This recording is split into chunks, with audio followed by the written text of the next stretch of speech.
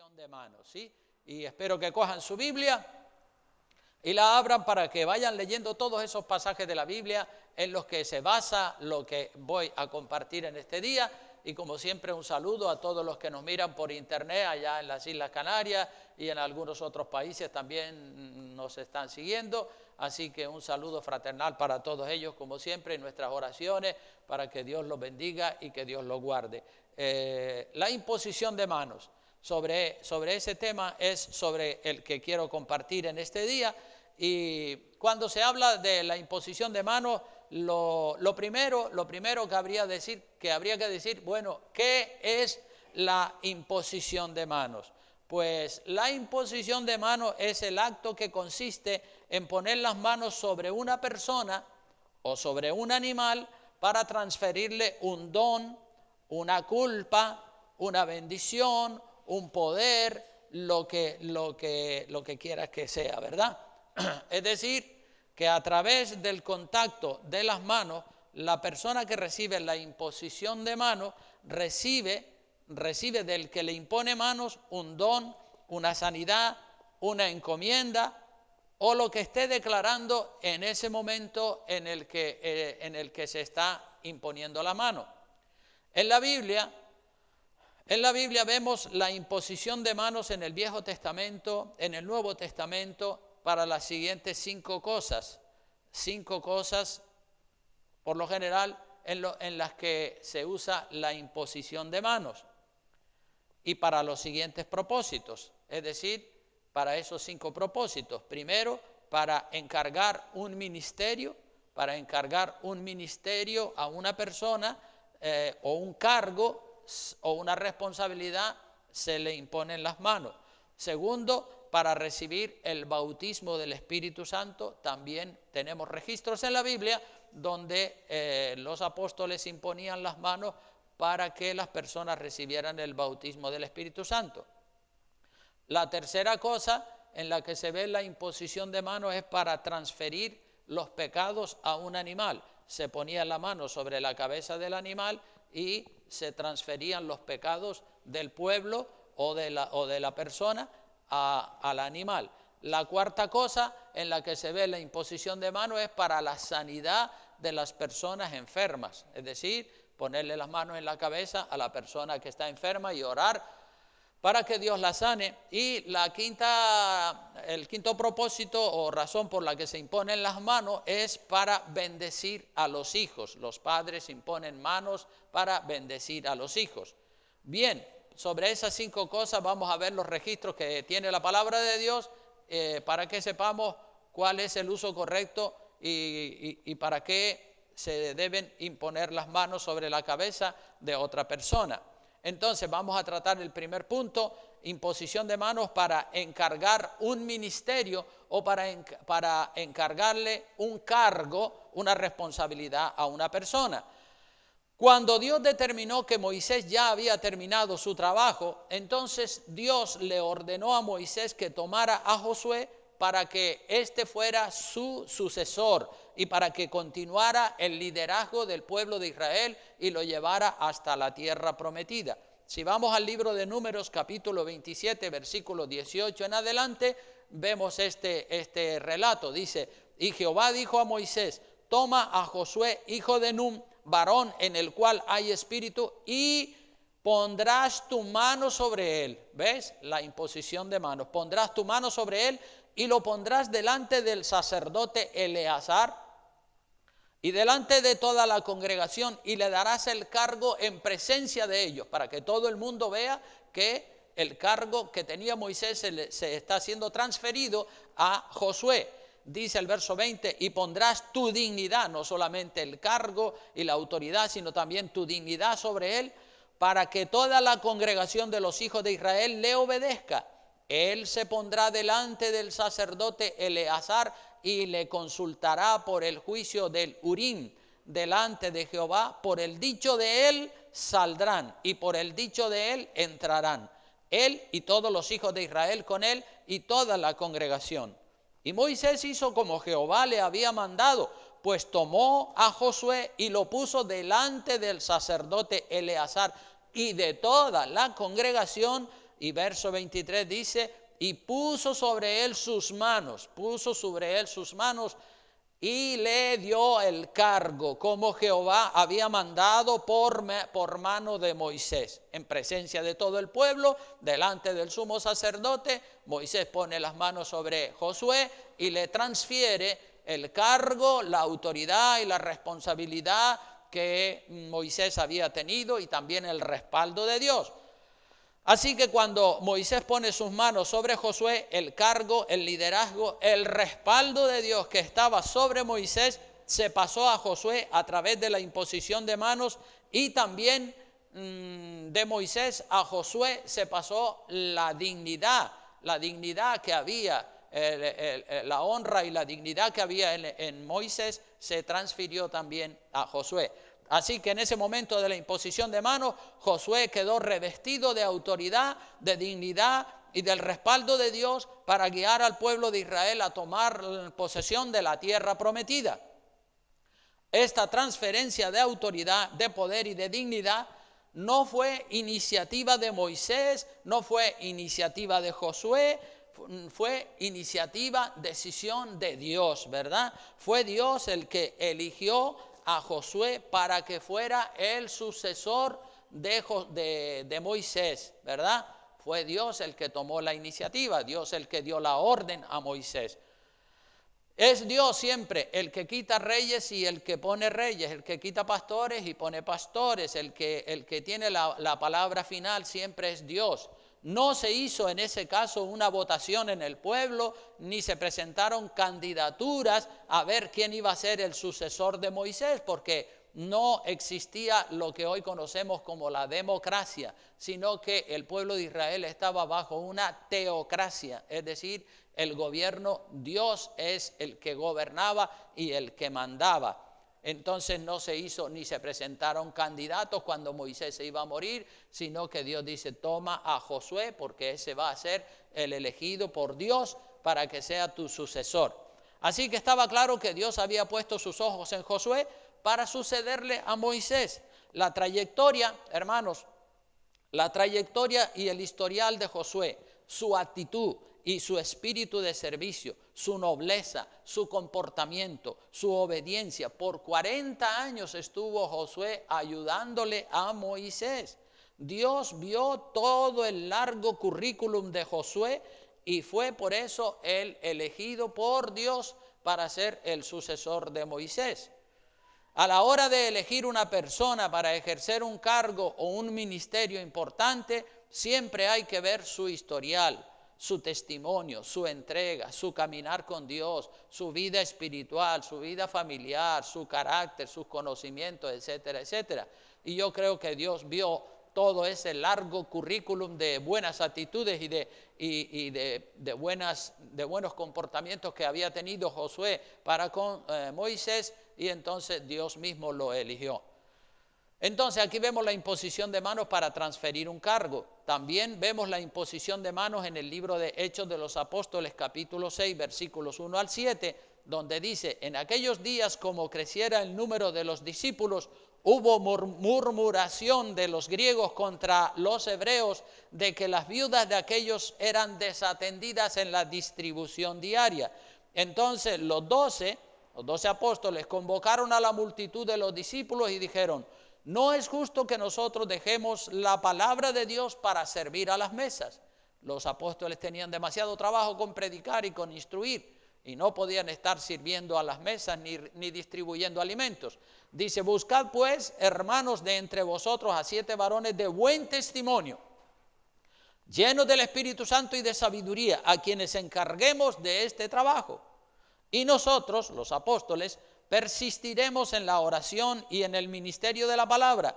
Y dice el verso 5, agradó la propuesta a toda la multitud y eligieron a Esteban, varón lleno de fe y del Espíritu Santo, a Felipe, a Prócoro, a Nicanor, a Timón, a Parmenas y a Nicolás, prosélito de Antioquía, a los cuales presentaron delante de los apóstoles, quienes orando les impusieron las manos. y crecía la palabra del Señor y el número de los discípulos se multiplicaba grandemente en Jerusalén. También muchos de los sacerdotes obedecían a la fe.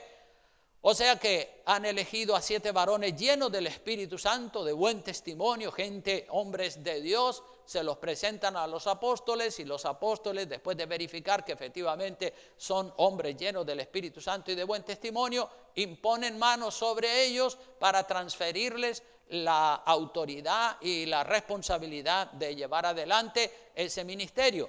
Estos 7 varones que ya estaban llenos del Espíritu Santo fueron presentados delante de los apóstoles, se oró por ellos y los apóstoles les impusieron las manos y quedaron capacitados así para distribuir, fíjate, hasta para lo que se impone en manos, para distribuir los alimentos a los necesitados de ayuda.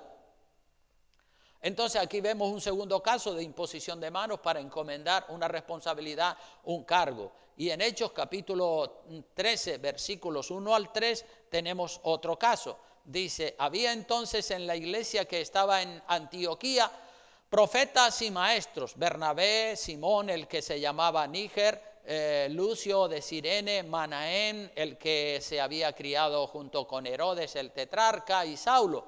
Ministrando estos al Señor y ayunando, dijo el Espíritu Santo, apartadme a Bernabé y a Saulo para la obra a que los he llamado.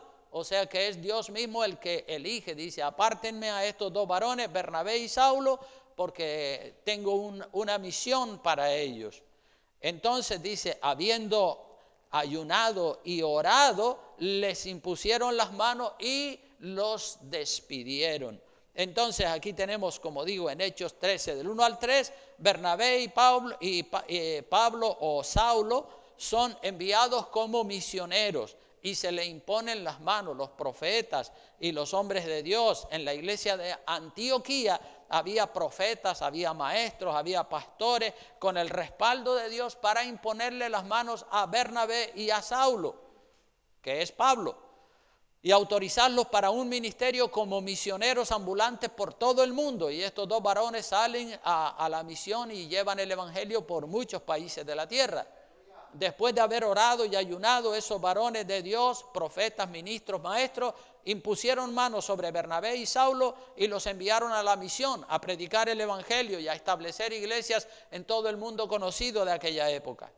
Bernabé y Saulo tenían el respaldo de Dios y tenían el respaldo también de la iglesia madre de Antioquía, de la iglesia de Antioquía, que fue la que los envió a la misión. Fueron apartados, fueron seleccionados por el Espíritu Santo según el versículo 2 de ese texto que hemos leído. Entonces, ya hemos hablado la imposición de manos para transferir un cargo o una misión o una responsabilidad. Vamos a ver ahora la imposición de manos para recibir el Espíritu Santo.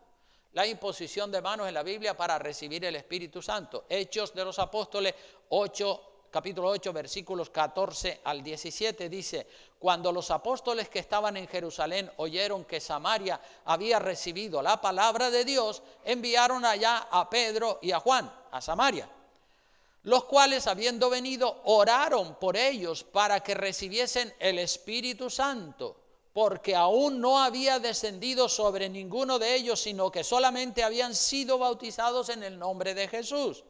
Entonces, verso 17, les imponían las manos y recibían, ¿qué cosa? ¿Qué persona? El Espíritu Santo, ¿verdad?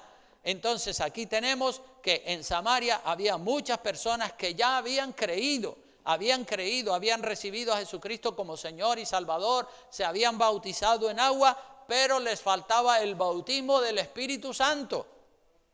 Cuando Pedro y Juan le imponen las manos a este grupo de personas, dice la Biblia, y recibían el Espíritu Santo. Ya tenían el bautismo en agua porque habían creído y le habían dado su vida a Cristo, pero le faltaba el bautismo del Espíritu Santo. Lo recibían y comenzaban obviamente hablando en otras lenguas. Es correcto imponer las manos para que la gente bautizadas en agua reciban la llenura del Espíritu Santo.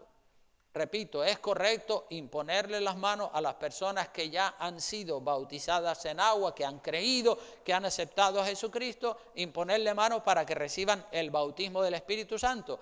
Esto sucedió en Samaria con Pedro y con Juan, y sucedió también en la ciudad de Éfeso con el apóstol Pablo. Si miramos Hechos 19, versículos 1 al 6, vemos que también el apóstol Pablo impone manos a un grupo de personas en la ciudad de Éfeso, a miles de kilómetros de Jerusalén, y ya en la misión, el apóstol Pablo en la misión, y reciben el Espíritu Santo. Dice Hechos 19, 1 al 6, dice: aconteció que entre tanto que Apolos estaba en Corinto, Pablo, después de recorrer las regiones superiores, vino a Éfeso, y hallando a ciertos discípulos les dijo: ¿recibisteis el Espíritu Santo cuando creísteis? Y ellos le dijeron: ni siquiera hemos oído si hay Espíritu Santo. Entonces dijo: ¿en qué pues fuisteis bautizados? Ellos dijeron: en el bautismo de Juan. Dijo Pablo: Juan bautizó con bautismo de arrepentimiento, diciendo al pueblo que creyesen en aquel que vendría después de él, esto es, en Jesús, el Cristo. Cuando oyeron esto, fueron bautizados en el nombre del Señor Jesús. Y luego, en el verso 6 dice: y habiéndole impuesto Pablo las manos, aquí vemos la imposición de manos otra vez para recibir el bautismo del Espíritu Santo, vino sobre ellos el Espíritu Santo y hablaban en lenguas y profetizaban, es decir, alababan y glorificaban el nombre del Señor.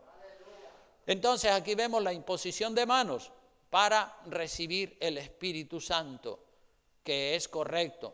Pedro en la casa de Cornelio, aquí vamos a ver otro bautismo del Espíritu Santo, pero sin la imposición de manos.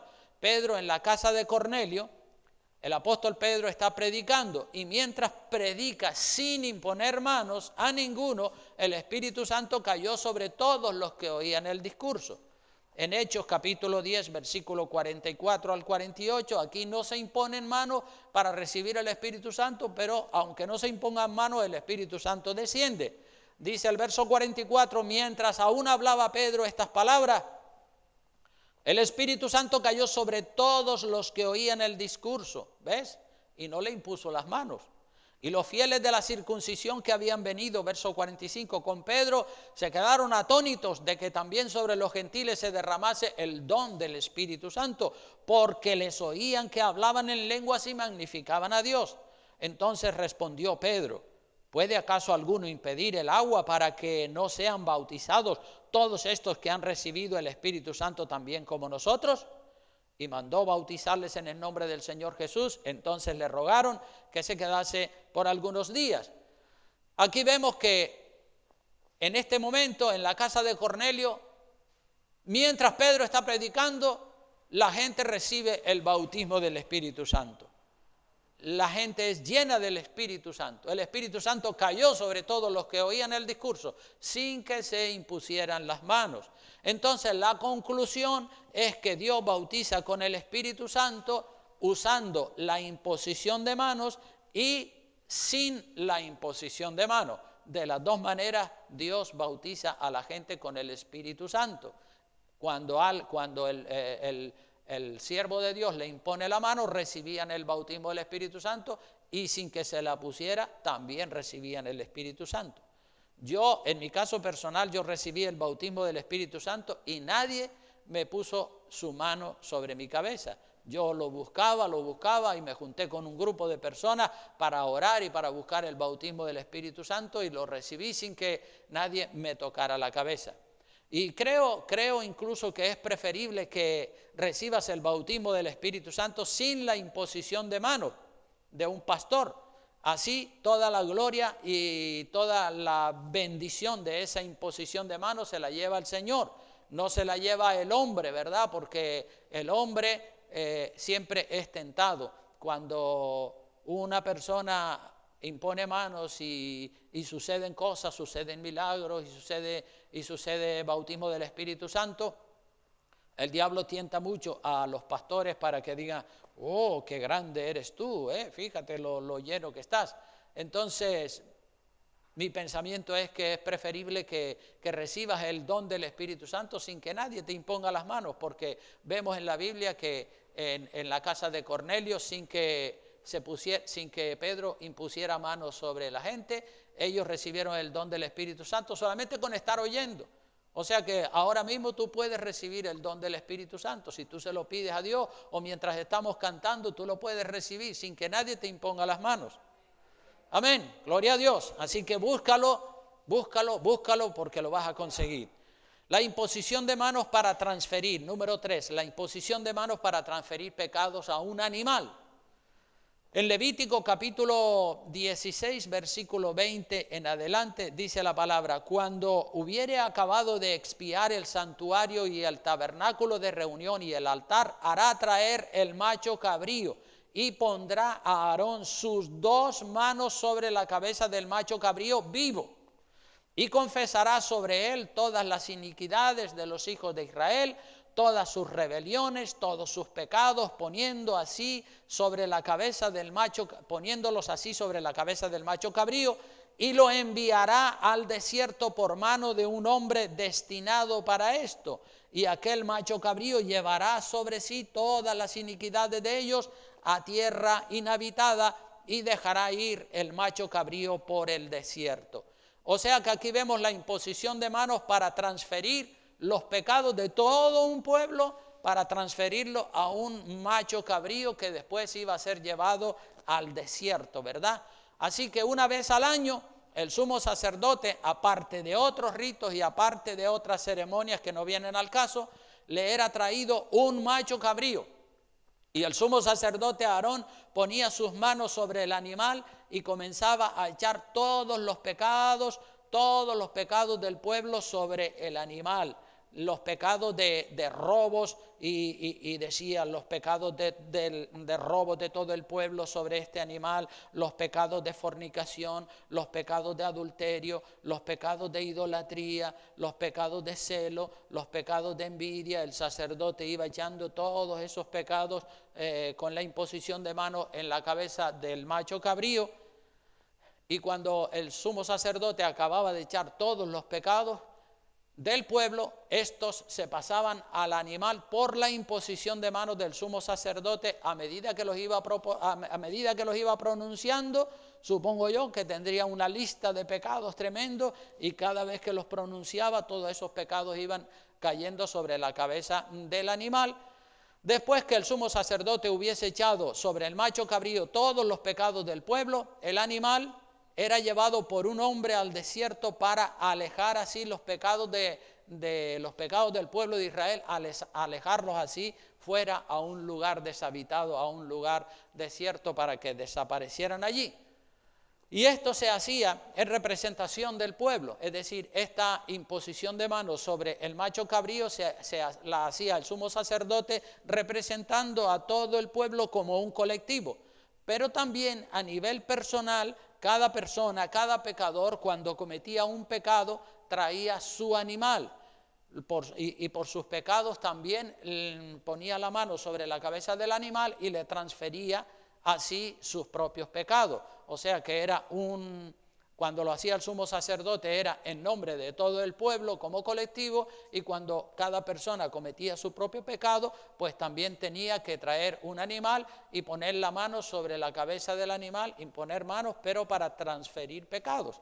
Esto lo vemos, por ejemplo, en Levítico capítulo 4, versículos 22 al 24. Dice: cuando pecare un jefe o cualquier otra persona, ¿verdad?, e hiciere por yerro algo contra alguno de todos los mandamientos de Jehová su Dios, sobre cosas que no se han de hacer, y pecare, luego que conociere su pecado que cometió, presentará por su ofrenda un macho cabrío sin defecto, un animal macho cabrío sin defecto. Y dice otra vez: y pondrá su mano sobre la cabeza del macho cabrío. ¿Ves? Esta es la imposición de mano para transferir pecados personales al macho cabrío. Pondrá su mano sobre la cabeza del macho cabrío y lo degollará en el lugar donde se degüella el holocausto delante de Jehová, es expiación, es decir, es quitarle los pecados al hombre y pasárselos al animal. Entonces, aquí vemos la imposición de manos para transferir pecados individuales a un animal, o cuando lo hacía el sumo sacerdote, como dije, para transferir los pecados del pueblo a un animal. Número 4, vemos la imposición de manos para la sanidad del cuerpo, para la sanidad de una persona que esté enferma. En Hechos capítulo 28, versículos 7 y 8, dice: en aquellos lugares había propiedades del hombre principal de la isla llamado Publio, quien nos recibió y hospedó solícitamente 3 días. Y aconteció que el padre de Publio estaba en cama, enfermo de fiebre y de disentería. Y entró Pablo a verle, y después de haber orado, ¿qué hizo? ¿Me están siguiendo? Le impuso las manos y lo sanó. Pablo le impuso las manos y lo sanó. Aquí tenemos a Pablo imponiendo manos sobre el padre de un tal Publio para que se sanara de disentería, una enfermedad infecciosa que produce diarreas con sangre, y Pablo ora por este hombre y el hombre quedó sanado. Entonces, la imposición de manos para la sanidad del cuerpo. Marcos capítulo 6, versículos 5 al 6 dice, hablando del Señor Jesucristo, dice: y no pudo hacer allí ningún milagro, salvo que sanó a unos pocos enfermos, poniendo sobre ellos, ¿qué cosa? Las manos. El Señor Jesucristo no pudo hacer muchos milagros en su tierra, en su pueblo, porque había mucha incredulidad. Solamente sanó a algunos poniendo sobre ellos las manos. Imposición de manos para sanidad. Y estaba, dice el verso 6, asombrado de la incredulidad de ellos, y recorría las aldeas de alrededor enseñando. Entonces, el Señor Jesucristo ponía las manos en algunos casos para sanar a las personas, en otros casos hasta en la distancia el Señor Jesucristo sanaba. El Señor Jesucristo imponía manos también sobre los niños y los bendecía, o sea que imponía manos no solo para sanar, sino para bendecir también a los niños. Y en Marcos capítulo 16, versículo 18, dice: tomarán en las manos serpientes, y si bebieren cosa mortífera no les hará daño. Sobre los enfermos pondrán sus manos, ¿y qué pasará? Sanarán. Entonces, la imposición de manos, usted también como creyente puede imponer manos para la sanidad de alguien que esté enfermo, hermano. Si usted cree, no es necesario que sea un pastor, sino dice la palabra que el que creyere tomará en las manos serpientes, y si bebieren cosa mortífera no les hará daño. Sobre los enfermos pondrán sus manos y sanarán. O sea que no es necesario ser pastor para poner las manos sobre un enfermo y orar por él o por ella para que reciba sanidad. Usted lo puede hacer también. Estas señales seguirán a los que creen, dice. No solamente a los pastores, sino a las personas que tienen fe, pues pueden imponer manos sobre los enfermos y estos pueden recibir sanidad. En Hechos de los Apóstoles, capítulo 9, versículo 32 al 35, dice: aconteció que Pedro, visitando a todos, vino también a los santos que habitaban en Lida. Y halló allí a uno que se llamaba Eneas, que hacía 8 años que estaba en cama, pues era paralítico. Y le dijo Pedro: Eneas, Jesucristo te sana, levántate y haz tu cama. Y enseguida se levantó. Y le vinieron todos los que habitaban en Lida y en Sarón, los cuales se convirtieron, y le vieron todos los que habitaban en Lida y en Sarón, los cuales se convirtieron al Señor por el testimonio del milagro de sanidad que había acontecido. Entonces Pedro entra en la casa de Eneas y ora por él y se cura, se recibe una sanidad. Era paralítico. A veces sucede que cuando tenemos un enfermo ante nosotros, el enemigo nos quiere meter la duda y nos quiere traer un pensamiento y decirnos, ¿para qué vas a orar si no tienes fe? ¿Para qué vas a orar? Y si después resulta que no se sana, vas a quedar en ridículo. Y pensamientos de todo tipo nos vienen a nuestra cabeza. Pero tu deber y mi deber es orar por el enfermo y creer que Dios lo sana. Si se sana, gloria a Dios. Si no se sana, bueno, yo cumplí con mi trabajo, hice mi oración, le creí al Señor. Y a veces Dios actúa de una manera y a veces actúa de otra manera. Pero mi deber es orar por la persona para que reciba sanidad. Mi deber y tu deber también. Y por último, quiero hablar de la imposición de manos para bendecir a los hijos. También los padres pueden imponer manos sobre los hijos para bendecirlos, como hizo Jacob cuando ya se iba a morir. En el libro de Génesis capítulo 48, versículos 1 al 11 al 16, dice: y dijo Israel a José, es decir, Jacob, el padre de José, ya está para morirse, y dice: no pensaba yo ver tu rostro, y he aquí Dios me ha hecho ver también a tu descendencia. Qué grande es el Señor, ¿verdad? Que José, es decir, Jacob, dice, ya había perdido la esperanza de ver el rostro de su hijo José, y encima Dios es bueno en gran manera. Y dice: no pensaba yo ver tu rostro nunca más, morirme con esa pena en el alma, y encima Dios me ha dado el privilegio de ver tu rostro y de ver tu descendencia también.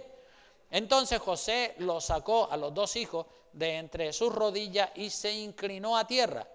Y los tomó José a ambos, Efraín a su derecha, a la izquierda de Israel, y Manasés a la izquierda, a la derecha de Israel, y los acercó a él. Entonces Israel extendió su mano derecha y la puso sobre la cabeza de Efraín, que era el menor, y su mano izquierda sobre la cabeza de Manasés. José se los había colocado de tal manera que la mano derecha fuera sobre el primogénito y la izquierda fuera sobre el segundo. Pero los puso el primogénito para que Jacob le pusiera la mano la mano derecha sobre la cabeza del primogénito y la izquierda sobre la cabeza del otro. Pero Jacob hizo así y cruzó las manos, y la mano derecha fue sobre la cabeza del segundo y la izquierda sobre la cabeza del primero. Entonces dice que colocando sus manos adrede, aunque Manasés era el primogénito, dice el verso 14, y bendijo a José diciendo: el Dios en cuya presencia anduvieron mis padres Abraham e Isaac, el Dios que me mantiene desde que soy hasta este día, el ángel que me liberta de todo mal, bendiga a estos jóvenes y sea perpetuado en ellos mi nombre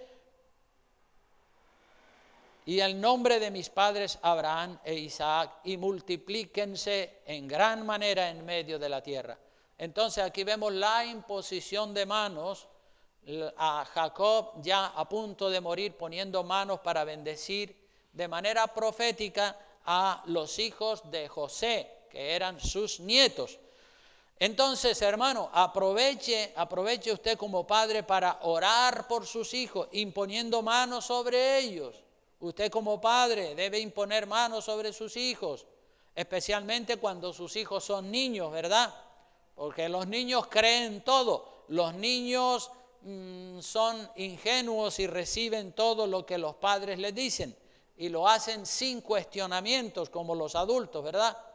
Así que esas son las 5 ocasiones, los 5 propósitos en los que se usa la imposición de manos en la Biblia. Enumero de nuevo, para encargar un ministerio, para recibir el bautismo del Espíritu Santo. Número 2, para transferir los pecados del pueblo o los pecados personales sobre un animal. Número 4, para la sanidad de los enfermos. Y número 5, para bendecir a los hijos. No deje, hermanos, de aquí podemos sacar también la conclusión de que no deje que un desconocido, que un pastor, un evangelista, uno que dice ser un siervo de Dios, ponga las manos sobre su cabeza para orar por usted. Primero, usted debería conocer bien a ese personaje, a ese pastor o a ese evangelista o a ese siervo de Dios y asegurarse de que es un hombre de Dios. Si es un hombre de Dios y está lleno del Espíritu Santo y eso le consta a usted, bueno, vale, si usted quiere ponerle la cabeza para que le ore, pues está bien. Pero, ¿y qué pasa si ese hombre es un falso profeta?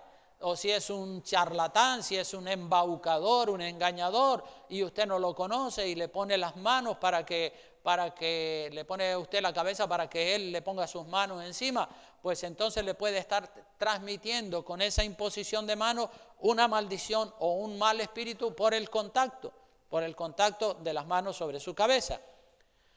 Hemos visto siempre que hay personas ingenuas que son adictos a que le impongan manos. Hay personas, aquí los hemos tenido en el pasado, personas adictos a que le impongan manos en la cabeza y van corriendo y le ponen la cabeza debajo de las manos a cualquiera, sin conocerlo. Eso no está bien, eso no está bien. Debe conocer bien al que le impone las manos a usted. No vaya a hacer que usted vaya buscando que le bendigan y que le transmitan un don o un poder y resulta que lo que recibe es un mal espíritu de parte de la persona que pone las manos sobre su cabeza. Porque si usted no lo conoce, ¿qué sabe usted lo que esa persona le puede estar transmitiendo? La Biblia dice, por sus frutos los conoceréis. Entonces hay que conocer bien a la persona que va a orar por usted, si es que a usted le gusta que le pongan las manos en la cabeza. Yo prefiero orar a Dios y que sea Dios tratando, ¿verdad? Aunque la imposición de manos es bíblica, ¿verdad? Pero como hemos visto, para recibir el bautismo del Espíritu Santo, la gente recibía el bautismo del Espíritu Santo unas veces con imposición de manos y otras veces sencillamente cuando el pastor estaba predicando, Pedro predicando, el Espíritu Santo cae sobre la gente. O mientras están adorando y alabando al Señor, ahí fluye el Espíritu Santo. A la hora de imponerle manos a una persona hay que saber cuál es el propósito también o cuál es la razón por la cual se le impone manos. Si se le está imponiendo manos para la sanidad del cuerpo o para transferirle un don, un ministerio o lo que sea. Si usted es cristiano y hay alguna persona enferma, usted puede imponerle manos y orar por esa persona para que Dios la sane. Claro que sí, no necesita ser pastor ni tener un ministerio, sino sencillamente con ser un creyente, un hombre, una mujer de Dios, usted puede imponer las manos. Si usted tiene hijos o hijas, también usted puede imponer manos sobre sus hijos para bendecirlos como padre. Pero si usted como padre si usted como padre tiene testimonio y bendiciones, esas bendiciones que usted tiene como padre, usted se las va a transferir a sus hijos y sus hijos van a ser bendecidos con ellas. Pero si usted es un padre que es un borracho, un adúltero, o un holgazán, un vago que no da un palo al agua, y ora por sus hijos, pues ese es el espíritu que le va a transferir a sus hijos. ¿Saben que el apóstol Pedro le dijo al cojo de nacimiento que se sentaba a la puerta del templo, la hermosa, para pedir limosna? Allí se sentaba todos los días un paralítico y le pedía limosna a los que entraban en el templo. Y entonces cuando Pedro iba a entrar en el templo, el paralítico le está pidiendo una limosna y Pedro le dice, no tengo oro ni plata, pero lo que tengo te doy, en el nombre de Jesús de Nazaret, levántate y anda. Pedro estaba lleno del poder de Dios y lo que él tenía, eso es lo que él dio. Lo que tengo te doy. Lo que tienes, eso es lo que das a tus hijos cuando oras por ellos imponiéndole manos. No lo que te gustaría que ellos tuvieran, sino lo que tú tienes. Pedro tenía el don de la sanidad, el don de milagros, imponiendo manos sobre ese. Lo que tengo te doy en el nombre de Jesús de Nazaret, levántate y anda. Entonces, lo que usted tiene, eso es lo que le da a sus hijos. Usted no puede dar lo que no tiene, solo podemos dar lo que tenemos. Si tenemos bendición, podemos dar bendición. Si no tenemos bendición, ¿cómo vamos a dar bendición si no tenemos bendición? Si usted como padre tiene un mal ejemplo y tiene pecado, pues eso es lo que usted va a transmitir a sus hijos. No se transmiten los buenos deseos, solo se transmite lo que uno es, lo que uno tiene, no los buenos deseos. Una persona puede ser un mal padre y tiene buenos deseos para con sus hijos, pero lo que él tiene, eso es lo que él va a transmitir. Entonces, la imposición de manos para bendecir a los hijos, como hizo Jacob con los nietos y como hicieron todos los patriarcas. Y también un par de consejitos más. La Biblia nos enseña y nos aconseja que no se impongan las manos sobre un cualquiera a la ligera para encargarle una misión o un ministerio. En 1 de Timoteo 5:22 dice la palabra: no impongas con ligereza las manos a ninguno, ni participes en pecados ajenos, consérvate puro. No impongas con ligereza las manos a ninguno, es decir, no le encargues un ministerio con imposición de manos a ninguno de manera ligera, a lo loco, deprisa, rápido y corriendo. Entonces, y también le dice no participar en pecados ajenos. Eso fue lo que hizo Safira. Cuando la palabra dice ahí en 1 de Timoteo 5:22 que no participes en pecados ajenos, eso fue lo que hizo Safira. Safira le siguió la corriente a su marido Ananías y ella mintió. Safira participó del pecado de su marido y murió como murió su marido por ser cómplice del pecado de su marido. No participes en pecados ajenos. Entonces a Ananías se le ocurre mentirle al Espíritu Santo y Safira le sigue la corriente. En lugar de decirle, ¿estás loco? ¿Cómo se te ocurre? Bueno, pues si tú te empeñas en mentir al Espíritu Santo, hazlo tú. Yo me aparto de ti, yo me desmarco y no participo de ese pecado.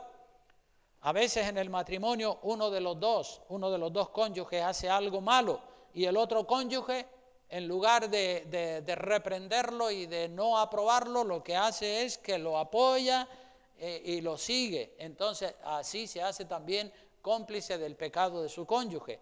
Por eso siempre decimos que no ame más a su cónyuge que a la ley de Dios, que no ame más a su cónyuge, que no ame más a su hijo, a su hija, que a Dios. Ame a Dios más que a su hijo, que a su hija, que a su cónyuge. Ame a Dios por encima de todas las cosas, para que no le pase lo que le pasó a Safira, porque ella amó más a su marido que a Dios, porque obedeció antes a su marido que a la ley de Dios. Así que si su cónyuge quiere hacer algo malo, pues que lo haga, pero usted no lo apoye ni le siga el juego, porque si usted lo apoya o le sigue el juego, usted se hace cómplice de ese pecado.